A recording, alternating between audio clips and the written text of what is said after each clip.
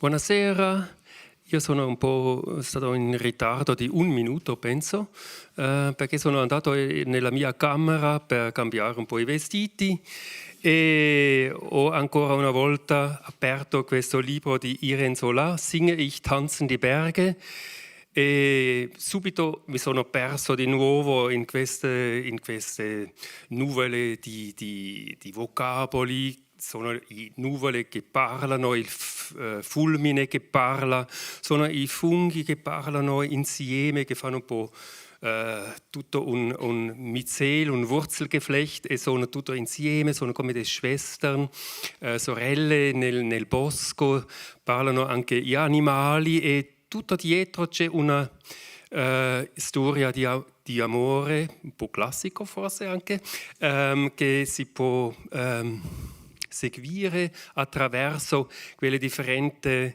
lingue, quelle differenti ritmi dei pianti e degli alberi e dei funghi. Jetzt wechsle ich schnell auf Deutsch. Es ist natürlich wunderbar, dass Irene Solà, die auch ein Buch geschrieben hat, Diodato gli occhi e hai guardato le tenebre, wo es eher so ein bisschen dämonischer noch zugeht und noch ein bisschen mehr Hexisches vorkommt. Auch wilde Tiere und wilde erotische Geschichten vorkommen. Es ist natürlich ein sehr schöner Zufall, dass Gesa Schneider hier unter uns ist und dieses Gespräch führen wird, weil Gesa Schneider hat über Kafka ihre Studien abgeschlossen und natürlich gibt es ein berühmtes Buch von Gilles Deleuze und, glaube ich, Guattari oder nur Gilles Deleuze über Kafka, die kleinen Literaturen. Das sind Literaturen, die sich an Minderheiten einerseits richten, Minderheiten, kleine Tiere, Mäuse und so weiter vorkommen, aber eben auch natürlich Minderheiten gemeint sind wie kleine Sprachen, sagen wir zum Beispiel die katalanische Sprache. Und das ist natürlich wahnsinnig toll, wenn Irene Solà nachher das auf Katalanisch liest. Ich war völlig begeistert von der deutschen Übersetzung. Ein Freund von ihm hat mir gesagt, als ich erzählte, wir machen etwas über Psychogeografie auf dem Monte Verità, du musst unbedingt Irene Solà lesen. Ich hatte den Namen nicht gehört, bin am nächsten Tag in die Buchhandlung gegangen und wie jetzt vor einem Zimmer ist es genau gleich gewesen. Ich habe das Buch aufgeschlagen zu Hause und habe es nicht mehr weggelegt, bis es fertig war, weil man in diese Sprachräume hineintaucht und wirklich in diese anderen Welten, in diese Gegenblicke von anderen Kreaturen auch, eben in eine Gegensprache, in eine mindere Sprache, in eine kleine Literatur, die eben gerade deshalb groß ist. Nun muss ich etwas Kleines und Großes gleichzeitig ankündigen. Morgen wird Marine Ndiaye nicht unter uns sein. Sie kann nicht kommen. Es ist auch nicht ihre Schuld, das sind höhere Gewalten, die wir für uns behalten. Und dann haben wir so überlegt, was könnten wir machen? Und da ist wie ein Fulmine, wie ein Blitz, Judith Schalansky in den Sinn gekommen. Sie könnte etwas machen, eine Lesung über das Abwesende und über Verluste. Denn sie hat ein Buch geschrieben, Verzeichnis einiger Verluste. Und in diesem Buch geht es natürlich auch um psychoanalytische Konzepte, die dann in der Nachfolge des Rundgesprächs über C.G. Jung sehr gut passen. Freud hat ja immer auch vom Unterbewussten, von Ruinen, Pompeji, von Ruinenstädten, Ausgrabungen, Verschüttungen, Schichten in der Psyche gesprochen. Und es hat auch ein wunderbar passendes Kapitel. Ich habe mich nämlich gestern bei jemandem ein bisschen entschuldigt, dass wir nichts über Armand Schultes machen, dessen Waldwelten ja da hinten in einem Tal waren. Es gibt ein ganzes Kapitel in dem Buch eben auch über Armand Schultes. Sie wissen vielleicht, er hat hier, es war ein Postbeamter, der mit ein bisschen Geld dann ein Anwesen kaufte, einen Wald und dort im Wald überall so Blechnäpfe in die Bäume hing. Da steht dann zum Beispiel eine Idee, auf eine Bank sitzen und lesen, oder es sind Tafeln, wo Sigmund Freud vorkommt und andere Psychoanalytiker mit den Lebensdaten oder die chemischen Elemente oder der Kosmos und die Planeten. Also er hat sozusagen, das werden wir morgen bei Dietrich Dietrichsen hören, so eine Art Mindmap seines eigenen Geistes in diesen Wald gezeichnet, war auch in gewisser Weise ein Vorbild für das Buch von Max Frisch, der Mensch erscheint im Holozän. Und bevor ich jetzt den ganzen Abend verplappere, weil ich jetzt nervös bin, weil uns das so schön gelungen ist, das Judith Schalansky da jetzt morgen um 18:30 Uhr einspringt und eben passend für die Abendabwesenheit von Marie Ndiaye eine Lesung macht und umtrommelt wird, nicht von Bären, wie sie in diesem Buch vorkommen, sondern von Julian Sartorius. Also freuen Sie sich auf morgen Abend, freuen Sie sich auf das Gespräch jetzt. Vielen Dank.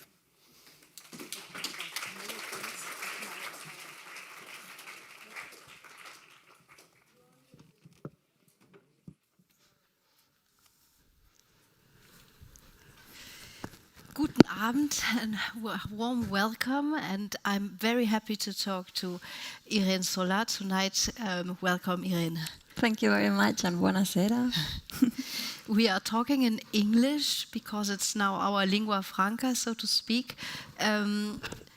And we decided that I would do the introduction later. We would start in medias res with a reading so that you hear the sound of this book in Catalan. And without further ado, I hope you all have your reading passages. Please. El llamp. Vam arribar amb les panxes plenes, doloroses.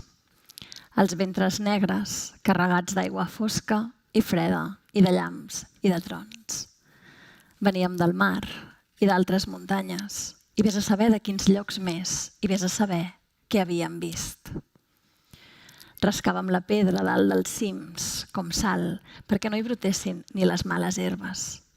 Triàvem el color de les carenes i dels camps i la brillantor dels rius i dels ulls que miren en l'aire. Quan ens van llambregar, les bèsties salvatgines es van arraulir caus endintre i van arronsar el coll i van aixecar el musell per sentir l'olor de terra molla que s'apropava. Els vam tapar a tots com una manta. Els roures i els boixos i els bedolls i els avets. I tots plegats van fer silenci perquè érem un sostre sever que decidia sobre la tranquil·litat i la felicitat de tenir l'esperit sec. Després de l'arribada i de la quietud i de la pressió i de raconar l'aire fi ben avall, vam disparar el primer llamp. Bang! Com un descans. I els cargols, cargolats, van estremir-se dins de les seves solitàries cases, sense cap déu ni cap pregària, sabent que si no morien ofegats, sortirien redimits a respirar la mollena.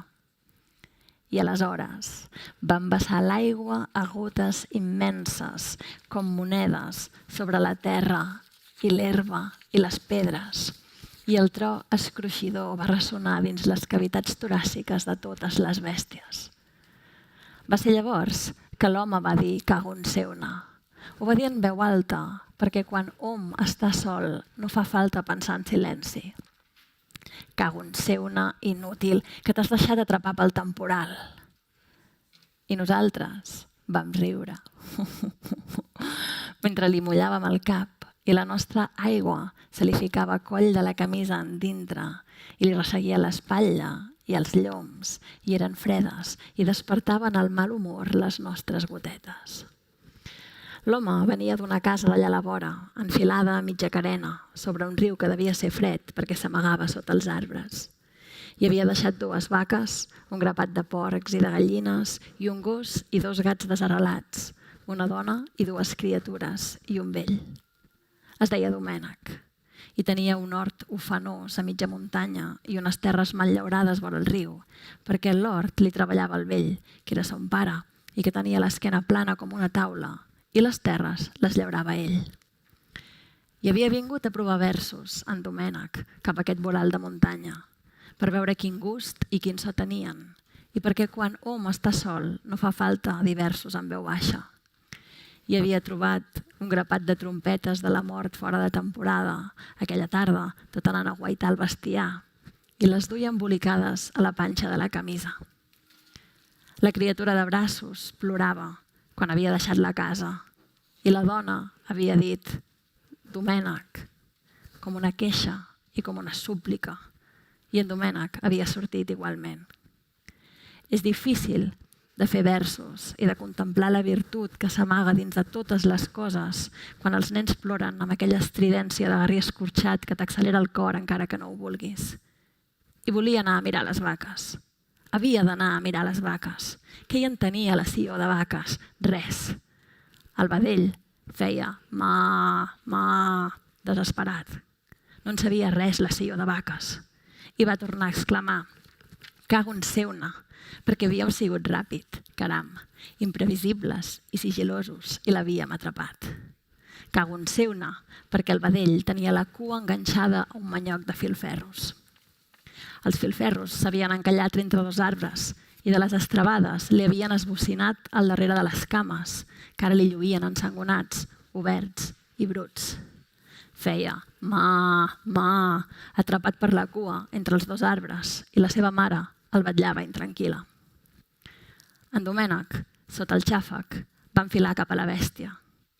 Tenia unes cames ben fetes, de tant trascar muntanya amunt, respirar aire quan els nens cridaven massa, o quan pesaven massa, i pesava massa l'arada i el silenci del vell, i totes les paraules, una darrere l'altra, de la dona que es deia Sió, i que era de Camprodon, i que s'havia ben deixat enredar perquè l'havien pujat sola dalt d'aquella muntanya, amb un home que s'escapava i un vell que no parlava. I mira que a vegades en Domènec l'estimava, i l'estimava fort a la Sió encara, però pesava tant que un Déu i Satanàs la casa. Hauria de tenir més temps de conèixer la gent abans de casar-se, més temps de viure abans de fer criatures. A vegades encara l'agafava per la cintura i li feia donar voltes una darrere l'altra, com quan festejaven, perquè la Sió, Déu la Sió, quines cames. Va deixar les trompetes a terra. El vedell bramolava. En Domènec s'hi va acostar amb les dues mans a davant, a poc, dient coses amb una veu greu i amansidora. Feia. La mare el sotjava desconfiada. Els cabells d'en Domènec regalimaven. Quan arribés a casa s'hauria de fer escalfar aigua per rentar-se el fred i la pluja. Es va mirar els ferros que esgarrinxaven les potes de l'animal cada vegada que es travava. Li va agafar la cua amb fermesa, va treure la navalla i va tallar amb habilitat el pèl nuat. I aleshores vam deixar caure el segon llamp, ràpid com una serp, enfadat, obert com una taranyina. Els llamps van on volen, com l'aigua i les allaus i els insectes petits i les garces, que tot el que és bonic i el que brilla els hi omple l'ull. La navalla, fora de la butxaca d'en Domènec, va brillar com un tresor, com una pedra preciosa, com un grapat de monedes. La fulla de metall ens va emmirallar, polida, com uns braços oberts, com una crida. Els llamps es fiquen on volen i el segon llamp es va ficar dins del cap d'en Domènec, endintre, fins al cor. I tot el que veia dins dels ulls era negre, de la cremada. L'home es va desplomar sobre l'herba i el prat li va posar la galta contra la seva i totes les nostres aigües esverades i contentes se li van ficar per dintre les mànigues de la camisa, per sota el cinturó, dins dels calçotets i els mitjons buscant la pell encara seca. I es va morir. I la vaca va marxar esperitada i el vedell va córrer darrere seu. Les 4 dones que ho van veure van acostar-s'hi. A poc, perquè no estaven acostumades a sentir interès per la manera com mor la gent. Ni interès pels homes atractius, ni interès pels homes lletjos. Però l'escena havia sigut ullprenedora. Havia fet una llum tan clara tot plegat que no hauria fet falta veure-s'hi mai més. El ganivet havia cridat el llamp i el llamp blanc havia encertat com una diana al cap de l'home. Li havia fet la ratlla al mig dels cabells i les vaques havien fugit esperitades com en una comèdia. S'hauria pogut escriure una cançó sobre els cabells de l'home i la pinta del llamp.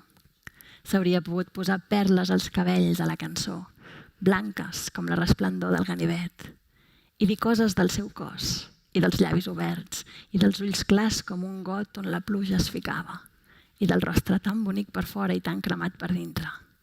i de l'aigua, que li queia com una torrentera sobre el pit i darrere de l'esquena, com si el volgués endur. I de les seves mans hauria parlat la cançó, curtes i gruixudes i calloses, una d'oberta com una flor que veu venir l'abella, l'altra agafada a la navalla com una roca que s'ha ficat dins d'un arbre. Una de les dones, la que es deia Margarida, li va tocar una mà, mig per saber si l'home cremava amb el llamp a dintre, mig només per la carícia. Llavors, quan les dones el van deixar estar i van collir les trompetes de la mort xopes que l'home havia abandonat, i van donar per vista l'escena, perquè hi havia moltes altres coses a fer i moltes altres coses a pensar, com si ens haguéssim encomanat de la seva satisfacció i de la feina feta, vam deixar de ploure. Sadolls, espassats. I quan va ser segur que havíem parat del tot, els ocells van saltironejar fins al centre de les branques i van cantar la cançó dels supervivents, amb l'estómac petit, ple de mosquits, estarrufats i plens de fúria en contra nostra. Poc tenien per queixar-se, si no havíem ni pedregat, si havíem plogut el temps just de matar un home i un grapat de cargols, si amb prou feines havíem fet caure cap niu i no havíem inundat cap camp. Aleshores ens vam replegar, extenuats, i ens vam mirar l'obra feta. Les fulles i les branques gotejaven i nosaltres vam anar, vacus i laxos, cap a una altra banda. Una vegada van ploure granotes i una altra vegada van ploure peixos. Però el millor és pedregar. Les pedres precioses es precipiten sobre els pobles i els cranis i els tomàquets, rodones i congelades, i omplen els marges i els caminals d'un tresor de glaç. Les granotes van caure com una maledicció. Els homes i les dones corrien i les granotes, que eren molt i molt petites, s'amagaven. Ai, las! Els peixos van caure com una benedicció sobre els caps dels homes i les dones, com bufetades, i la gent reia i els aixecava en l'aire, com si ens els volgués tornar. Però no ho volien, ni nosaltres tampoc els hauríem volgut. Les granotes rauquen dins dels mentres. Els peixos deixen de moure's, però no es mouren. Però tant li fa. El millor de tot és pedregar.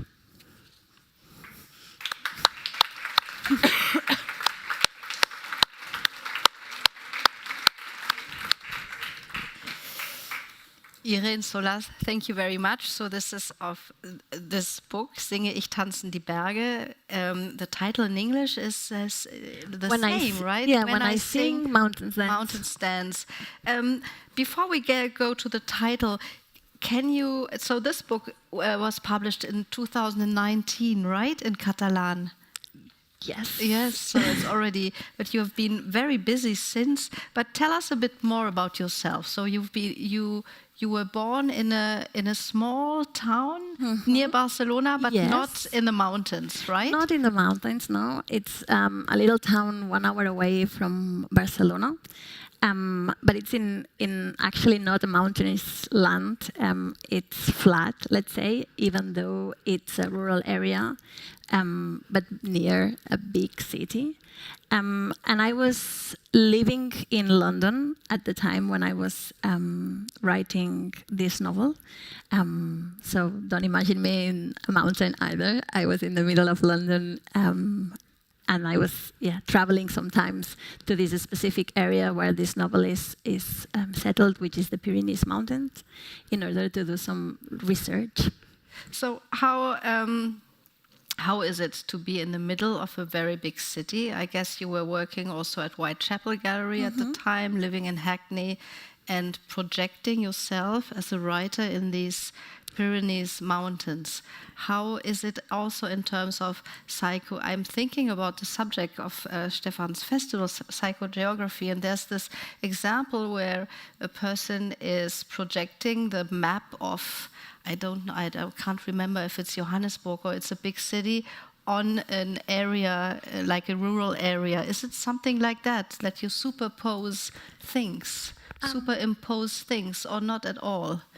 For me, being in London while thinking about this novel was very stimulating. Let's say I was working at Whitechapel Gallery, which is this contemporary art museum.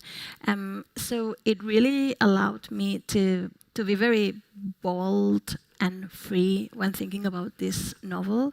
And I chose the Pyrenees Mountains because I knew I wanted to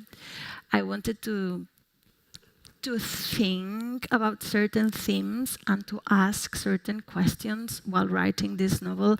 And at some point I realized the Pyrenees Mountains were a good place where to focus or settle.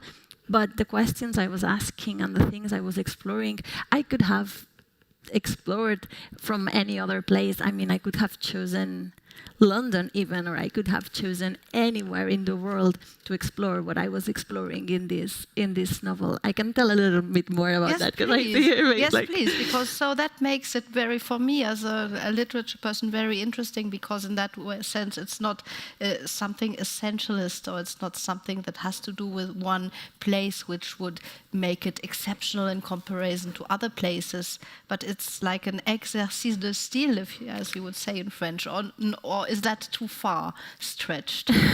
There were two things at the very beginning in my mind when thinking about this novel.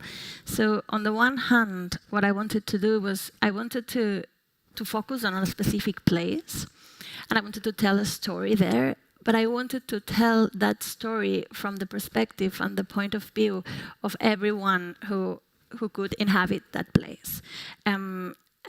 Everyone meaning humans who live there nowadays, but also think about the people who might have lived there in the past and died there, but then also transcend the human perspective and not only think about humans, but think also about animals, or I read the first chapter, and it's like a storm, a group of clouds that arrive in this area that actually they say, okay, we're arriving here and this is where this is going to happen. So the clouds is another perspective, and there is the perspective of mushrooms. So that was one thing that I had in my mind, tell one story, but do so from very different ways of explaining things, of understanding life, of living in one area. And then another thing that I was thinking... Let me just quickly, can you put that a little bit further away from, because I get... Well, yeah, that's perfect. Okay. Let me know if that's perfect. Brings any more trouble. Okay. Because I was, sometimes it's like when you were talking about you get distracted by side events and you should focus on one thing, and now it's this storm and the blizzard and the beginning, and I was wondering who is talking, and that's where I interrupted you. Okay. So the clouds are talking in this first chapter. But then the other thing that I had in my mind while thinking about this book at the very beginning was that I wanted to focus on one single place, yes, but I wanted to try and think about the traces or the marks that different events live in a place. Events understood as individual events, but also as collective events. But also, I was very interested in mythological or folkloric events. So I wanted to look at a specific landscape, at a specific piece of the world, and try to think how imagination and how storytelling had kind of shaped it? Yes, and the other way around. And the other way around, yes. How different stories had been appearing in a specific landscape, in this river or in this mountain or even in this street or whatever. And that's how it started.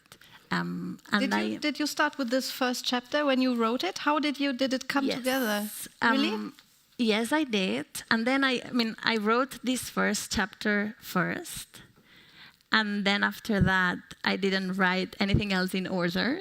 Okay. So the first chapter came first. And for me, the first chapter allowed me, on the one side, it allowed me to think, okay, it can be done. I can inhabit the perspective of a cloud and arrive in one place and start raining. So I can do that. But then it was also extremely fun and enjoyable to write this first chapter. Yeah, because I think you just killed our hero, right? We have to talk about this. Yes. That's very important.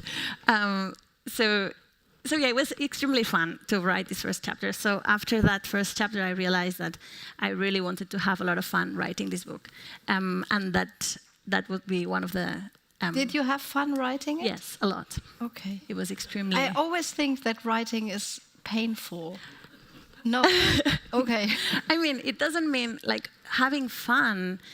Doesn't mean that you are not working a lot. Doesn't mean that you're not working very hard. Doesn't mean that there are not lots of different feelings also a part of fun. But to be playful and to be exploring and to be enjoying it, for me, it's a big part of what I do.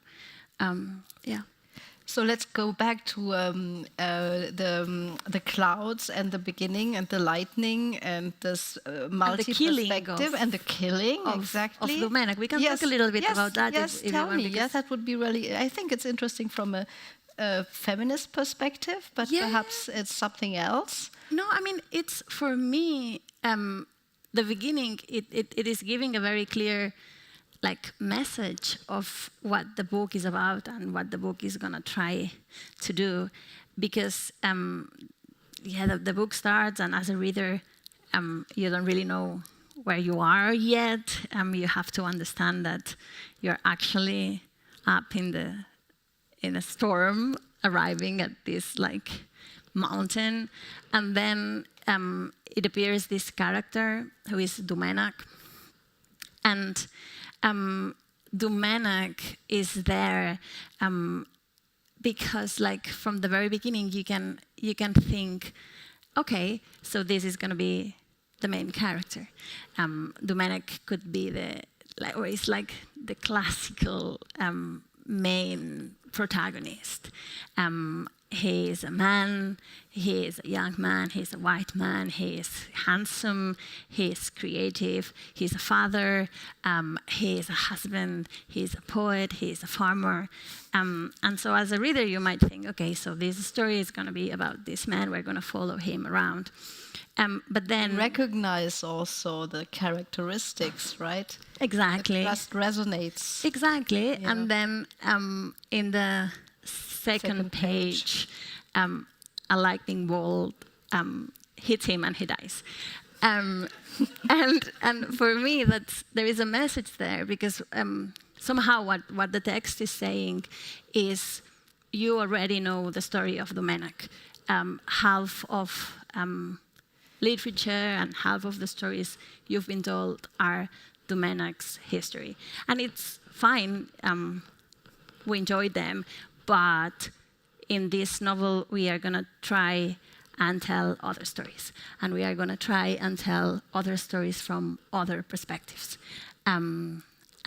So you have sort of this unity of place, because most of the chapters are focused, of course there's this one, most of the chapters are really focused on that one place, but you don't have, and I was thinking about that because after talking this afternoon to Scholastic Mukasunga, where you have unity of time and place, you have this one specific college in the mountains, but here you don't have unity of time, right? It spreads out, and so it's a different sort of entering in a story, because as a reader you have to, at each chapter, you have to be open to new experiences. Yes. But at the same time, you can follow because some protagonists reappeared in the different.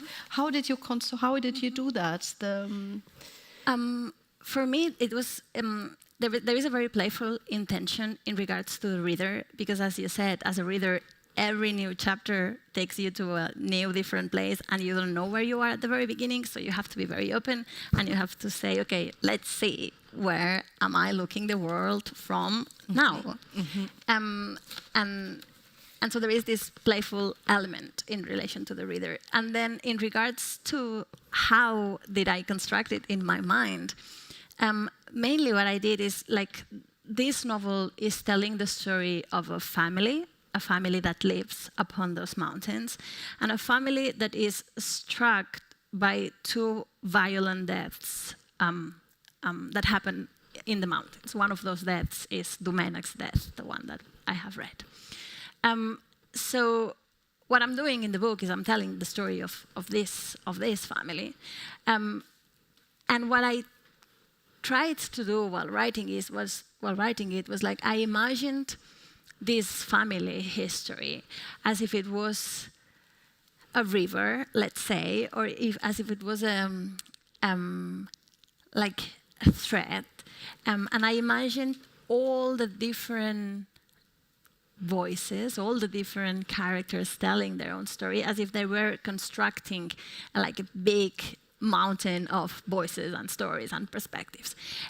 But in each chapter, I could always place the river. I could always place the family history. Mm-hmm. So in some chapters, the river, which is the history of this family, is huge, is in the middle of the chapter. Everything you can see and everything you can hear is the family history, because one chapter might be told from the perspective of Domenech's widow, who can only think about her family. But then in other chapters, you could not see the river at all, but if you are very, very, very careful, you can maybe hear the water. And then there is another chapter in which the river might be a subterranean river, and you cannot see it, and you cannot see it, and then suddenly it appears for a while, and then it goes again under, or the river might be very, very far away, and then you are reading a chapter, and suddenly there, in like between two very far away mountains, you see a glimpse of like shiny water, and that's the family history. So in each chapter, the family's history, which is like, like a thread, uniting all the chapters, is there. You have the perspective from up there, I would say, which is really interesting. In the next later chapter, you have the perspective of the mushrooms. Mm-hmm. You have the perspective of a bear, of a dog. Mm-hmm. But at the same time, it's and interrupt me if I'm wrong. It's not naive. Mm-hmm. You always know it's literature. You always know it's written by somebody. Mm-hmm. Or how would you do that in order to keep your thread distance and closeness, or simplicity and complexity? I think by trying to know why I was writing each chapter. So for me, there are very clear ideas of why am I using the clouds, or why am I using mushrooms, or why am I using a dog, or why am I using a roe deer to explain a story, or to explain this specific like voice. And I imagined while writing the book lots of chapters as sibling chapters that would help me think deeper about a certain theme. Like, for example, there is a chapter written from the perspective of a group of women who were killed in those mountains in the 17th century because they were accused of witchcraft. And to me, that chapter was like connected to another chapter written from the perspective of a group of women that are water sprites, like mythological creatures that supposedly live there. And why are they connected? Like the chapter about the women killed because they were accused of witchcraft. Like, it allowed me to think about the voice and about whose voices have we listened to and whose voices have we neglected, and about who wrote history and who decided what was important or what was not important. And I was doing a lot of research on that, and I was reading a lot of witchcraft trials in the area. And it was very interesting to read all those documents, because those documents were handwritten. And they were handwritten by the men who took these women and judge them and then kill them. Therefore, Where did you find them? In the library? Or? yeah, I mean, there are lots of studies, and there is this historian named Pau Castilgranados who has done an amazing job of like collecting all these, and he's written his doctoral thesis, and yes, there is like you can access those documents. And it's very interesting because you are reading about these women, like their names and what they supposedly said and confessed, obviously while they were being tortured. But those are like you can see the handwriting. Therefore, you can very obviously realize that what you are reading is written by like the people who judged and murdered and tortured them. Therefore, what you are reading is what these people, these men, wanted you to read, what they decided that wanted. They wanted it's an uncanny closeness in that way. Exactly. And so that was very interesting for me to think about that and to write from the perspective of these ghosts that end up laughing at absolutely everything, even at the men who murdered them. But for me, it was interesting to connect them, or in my mind, this chapter was connected to this other chapter written from the perspective of a group of donas d'aigua, which are water sprites. And these are like fiction. These are like folk tales. They are not real women. They are these, most cultures have like similar figures. They are these extremely beautiful women. That's their only and main characteristic. They are beautiful women who live near water, and they sing, and they comb their hair, and then at some point a male hero arrives, falls in love with them, they marry, but before they marry, these women always tell the main character of the story, you can never ever say aloud that I am a water sprite, that I'm a magical creature, and he is very much in love, and he says, of course, I'm never going to say it. And they live together for a while, and they have children, and then one day he gets very, very angry, and he says, this is because you're a water sprite, and I hate you because you're a water sprite. And then she disappears, and he never sees her again, and her children never see her again. But these stories were very interesting to me because they are always, they don't have an author. They are tales that people explain near the fire, but they have always the perspective of the male protagonist. And we never know where these women go when they disappear, or where they were before he arrived, or what they felt, what they think, what they wanted. So for me, it's the revenge. For me, it's not even revenge. It's just like, let's try to think about the other side of the story. Let's try to think about the other perspective. And these two chapters allowed me to reflect on how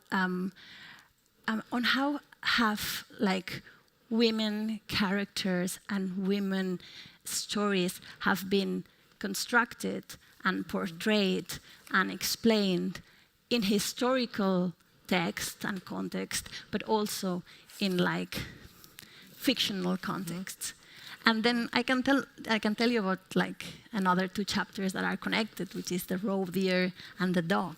Yes. And again, I started thinking about these two chapters, and very early on I realized, okay, they will allow me to think about the specific things that I'm very interested in. And what I was thinking about in the roe deer and the dogs chapter was not about dogs or not about roe deers, was about humans. And I was interested in the fact that like there is this roe deer that has never ever in his life seen a human being before. So he's trying to understand what he's seeing, and he's trying to make sense of what he's seeing, and he doesn't even have the language to understand what he's seeing. But then on the other side, there is this other chapter written from the perspective of this dog who could not even start understanding itself without a human being, because the dog has always been next to this human being and has been brought up in this like human context and has always socialized with humans, etc. So these two chapters allowed me to reflect on that, and and I could continue. Well, for me, it's a very, very, would you say, gratifying reading, because it's also, you would say, okay, now the way we talk about it, it seems sort of abstract, but it's a very, very emotionally engaging story and storytelling. So how would you say, do emotions play a part in your book? For me, writing has a lot to do with thinking, as we were saying, with a very mental and very intellectual part, but not only at all. So for me, writing and even reflecting about things has a mental part to it, but also very stomachal, I don't even know if that's a word, or spinal covered deal part of it. So there are certain things that you can only relate to, or you can only think about if you're using your mind, but not only your mind, also your stomach, also your spinal cord. And for me, writing has that possibility of joining these different parts in order to allow you as a writer and also as a reader to go deeper or to go farther. I don't want to spoil, but I still think, because there are these different chapters, but still there are threads in the story that are woven together, and I think somehow that's also related to human experience, to loss, to violence, to love. And so you put all these things also in your book, and this is a beautiful love story in the end. And but you could have done without it. When did you decide, no, I really want to also tell a love story, or tell of human connections, and not only of connections between, I don't know, the nature and humans as part of nature? Yeah, when you talk about a love story, I feel curious about which one are you talking about. Okay. Because I have the feeling that there are lots of different That's true. love stories, or lots of different ways of connecting. One thing I realized, I am always very interested when writing, and one reason why this novel is written from so many perspectives is actually subjectivity, and the fact that we all understand and experience the world differently. So the same place, the same moment, the same thing going on, and we are all feeling, thinking, and experiencing it differently. And probably if we are asked to explain what happened or what we remember in a few days, we will all explain different things. So I'm very interested in that, and that novel is about this. And when you bring in not only like human experiences, but other experiences apart from human, this gets even bigger. So when you talk about this love story, it's interesting because you're talking about the book, but you're also talking about yourself, in the sense definitely. Yes, we all read in a book or around us through our eyes, through our experience, through ourselves. And that to me is extremely interesting. I was wondering also, and try to connect two things. One thing is what Stefan Zweifel said in the beginning. He was talking in German about also this book by Deleuze and Guattari, which is about Kafka, and which is called For a Small Literature subtitle, where they actually do two things. One is to connect Kafka in this Prague context of literature in German, in the diaspora in a way, but in the other hand also to say we can express complicated things with very simple words, because he has somehow impoverished his language, like reduced his language artificially, or however you would put it, but in that sense he would not diminish the emotions. So I would say, in a way, you try something and the other thing is this aspect of psychogeography with how to connect emotions and place and landscape and how one influences the other. And is that something that would this term of psychogeography and of a small literature, are these terms that talk to you? I am very interested in geography as something that changes the people who live in a specific place, or that changes the stories that are told in relation to one specific place. That is something that interests me a lot, like in this novel, but also in my other works. There is a very strong interest with like folk tales, for example, and that has two reasons. Like on the one side, I really enjoy stories. I like writing stories, but I love like hearing stories and reading stories. So there is again a part of enjoyment in the reason why I am interested in folk tales. But then there is, on the other side, a very intellectual reason. So again, we're talking about this like mind and stomach. Yes. And the intellectual reason has to do a little bit with what you were saying, in the sense of I am interested in trying to grasp or understand or explore about how we as humans, as groups of humans in different places, have related to what was around us, and have tried to make sense of it, and have tried to explain it, and have invented stories in relation to our surroundings and our and everything that was around us. And in inventing or creating these stories, we have also shaped what was around us. And this way of looking at the world, of trying to explain the world, and of modifying the world also has, for me, it's like some kind of DNA of who we have been. And that DNA has been traveling for generations inside, like the way in which we explain things, the stories that we tell each other, but also the specific words that we use, but also the way in which we relate to the places where we live. And it has reached us. And for me, it is, it tells us about the things that we carry in our backpack, each and every one of us as individuals, but also as a collective, with our virtues and our faults.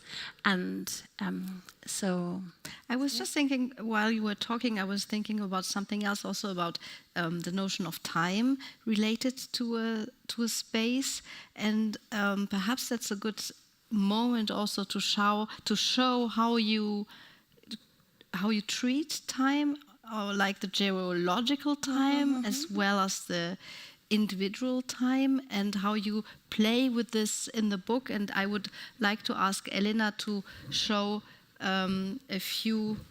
Oh yes, so you can. This is in the book, so it's actually really nice, and very simple, and it shows actually something else. The time we can't experience, we can't feel, we can only abstractly grasp it. Yeah, I mean, thank you. Thanks.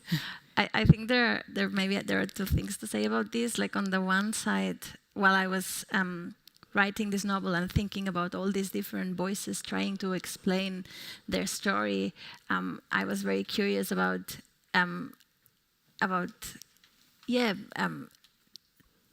taking language or playing with language as much as possible, and realizing that there were many ways of like explaining something. Like, for example, there is this chapter that is written almost in poems. So there is this character who thinks himself a poet, and he writes all these like poems about his life. And for me, that was them. Pardon? And he comments Exactly, and he them comments himself. on them and he explains them to you, And he thinks they're very nice. exactly, and he's like extremely proud of his poetry. But for me, that was like part of like poetry is another way of explaining things, of trying to express whatever it is that you're thinking or feeling. And then in the original version, there is one chapter written in Spanish. The original book is written in Catalan. There is one character who speaks in Spanish, and that was a very conscious decision because every. Oh, that's the tourist. No, that's the little girl. The little girl who is escaping Franco's Spain at the end of the war. Okay. So she speaks in Spanish. She is from another region, and we can't see that in German. Exactly. Right? Yeah. That's why I'm explaining it. But for me, that had to do with the fact that every language is a different way, different sounds, different words, different like structures, in order to try and explain more or less the same things, like the same things that surround us, the same things that we all feel and think. And then there's this other chapter in which there are drawings, because again, not everything we say and not everything that we understand we do through language. We also understand lots of things through like what we see. And then this chapter, you asked me before, in which order did I write? Yes. And this was one of the last chapters to appear, because at some point I realized that in this book, kind of everyone was talking or everyone was explaining their story, except for the place itself, except for the mountain itself. And I said, okay, now you have to find the voice of that place. Yeah. Because it must also have a saying. And for me, it was what happened is that when I found the voice, I realized that the place, the mountain, was the less interested in telling its own story. So everyone else, the roe deer and the dog and even the mushrooms and like every human being, everyone is like wanting to tell you their story and wanted to explain their life, etc. Everyone, but the mountain. Oh. And that for me has a lot to do with time, what you were saying at the very beginning when we showed the pictures, because I realized this very obvious thing that as humans, like we have 70, 80, 90, 100 years to say and to do and to feel everything that we have to say and do and feel. But if you leave behind the human perspective and you look at things from like the perspective of a mountain, for example, things are very different. Like 80 years to a mountain might feel like absolutely nothing, like this. So the mountain keeps saying, leave me alone. Like, you don't really want to know about my perspective. Like, let me sleep. Like, you want me sleeping. You just go and do your random little human thing, and you let me alone, please. And I will be there when you're not there anymore. Exactly. Like, who cares about? Yeah. So this book got translated into many, many languages. I don't know how much now, but probably more than 20. Yeah, around 30, 30, maybe 20. Okay, yeah, and so actually has some of, then it gets a universally readable, right? So this is also something which is, I think, some sort of magical, that you can write in a language that not a lot of people do speak actually anymore, and then you get to be everywhere. So how do you feel relates the individual, the small and the big do relate, the local and the global or universal? I don't have the feeling that Catalan is like that small, in the sense that there are lots of languages in Europe, for example. Of course, I know. I was perhaps in comparison to Mandarin or... Of course. If we compare it to Chinese or to Mandarin or to Spanish even or to English, of course. But then there are lots of languages that are like have the same amount of speakers or even less. So I don't write in Catalan feeling like, oh, this is small endangered language at all. I write in Catalan in a very organic, natural. It's not a political statement. Everyday way. I write in Catalan because it is my language, and I write in Catalan because, I never sat down on a chair and thought, in which language should I write my books? That never crossed my mind. I write in Catalan because it's my language, and I write in Catalan because in what other language? Why should I write in another language? And to me, that is extremely powerful too. That is extremely relevant. The fact that I always had the feeling that, yes, of course I can write in Catalan, and that I always knew that I was writing in Catalan, like addressing my literature to an international readership, like writing in Catalan for the world. So for me, that's very strong. And yeah, it's this organic, natural thing. Catalan has this very long, strong history of. So perhaps two more questions, because I guess, so actually three. One thing is, can you tell us a little bit about the chapter we copied and we will not have time to read out loud? Then how it's the title? How did you choose the title? And what are you working on now? Because there's another book that came out already, which hasn't been translated into, which will come out in German and which will come out in English very soon, which already has been published in Italian and in French. And these three questions. Okay, let me make sure I remember them all. The other chapter that we had prepared that we are not going to read is a chapter written from the perspective of a group of mushrooms. And we were talking before about these like sibling chapters, and this chapter was somehow, to me, connected with the clouds chapter. On the one side, because one perspective, the perspective from the clouds, is like up in the sky, arriving in like this place. And then the mushrooms is the opposite perspective. They are on the ground looking up. But I was also thinking a lot when writing these two chapters about individual and collective ways of living. So we as humans, we have this individual way of being in the world. We have this me, I, yo, etc.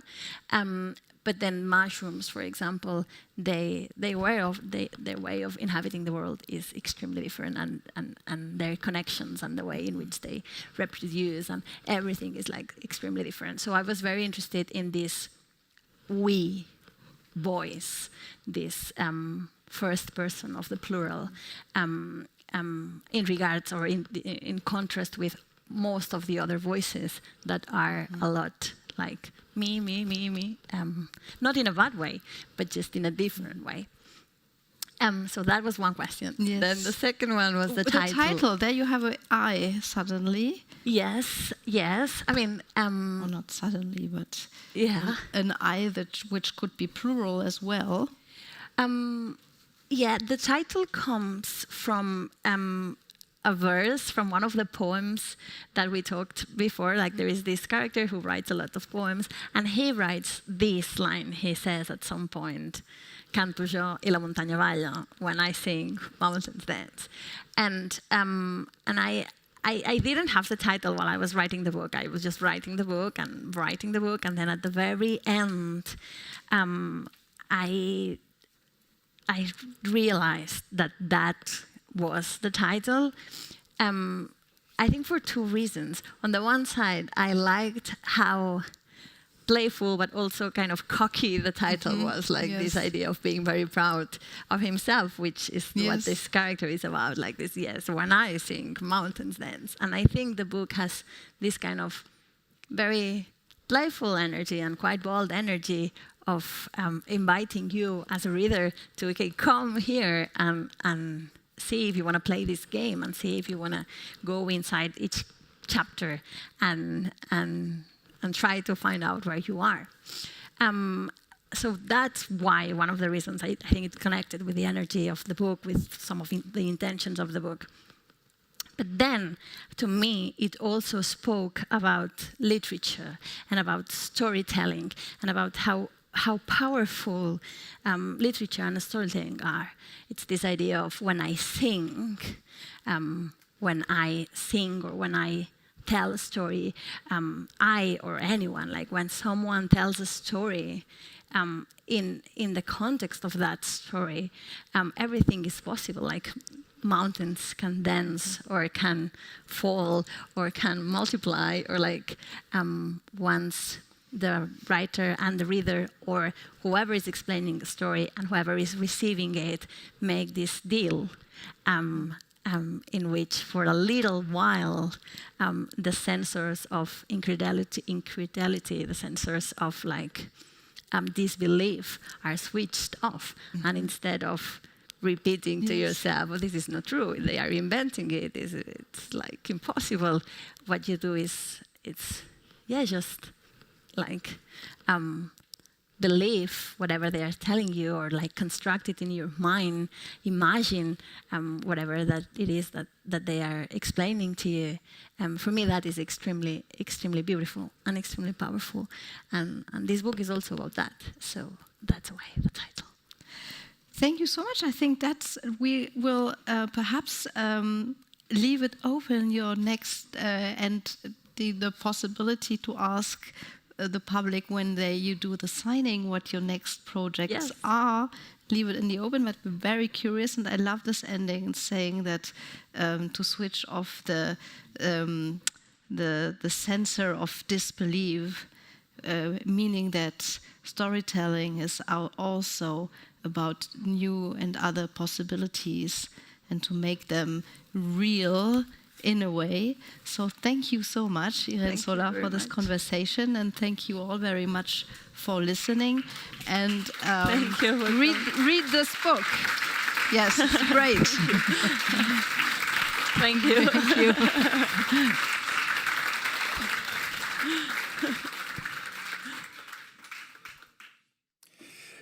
Ja, meine Damen und Herren, ich muss noch schnell einerseits ankündigen, dass um 10:30 ein Konzert draußen beginnt von Pablo Disserens und Ludwig Berger, die im Unser-None-Tal mit Unterwasser, Luft, Schall, Mikrofonen, die Klänge der Felsen, aber ich glaube auch der Seilbahndrähte und so weiter aufgenommen haben und daraus dann eben jetzt mit verschiedenen anderen Instrumenten eine Platte gemacht haben oder ein Soundteppich, den man draußen dann anhören kann, eingeleitet von Johannes Rühl. Das muss dann so um 11 enden, weil die Tessiner Polizei, glaube ich, strenger ist als die Zürcher Polizei. Und ich möchte Ihnen wirklich nahelegen, auch dieses Kapitel über die Pilze noch zu lesen, bevor Sie schlafen. Ich lese Ihnen schnell auf Deutsch den Anfang vor, weil es so ein schönes Kapitel ist. Der Hut der einen ist der Hut aller. Das Fleisch der einen ist das Fleisch aller. Das Gedächtnis der einen ist das Gedächtnis aller. Die Dunkelheit, ja die Dunkelheit, wie eine Umarmung. Köstlich, schützend, bergend wie ein Sturz, werdend, die Erde wie eine Decke, wie eine Mutter, schwarz, feucht. Wir alle hier sind Mütter, wir alle sind Schwestern. In der Tat, ich glaube, es entwickelt sich langsam so ein Myzel hier. Wir sind alle Schwestern und eben, wie gesagt, Judith Schalansky wird morgen als Pilz sozusagen aufleuchten und hier mit Julian Sartorius nochmals zusammenspielen. Und in diesem Sinne können wir uns dann alle umarmen und wir sind alle ein Pilz- und Wurzelgeflecht und in allen Sprachen durch die Übersetzer verbunden. Vielen Dank.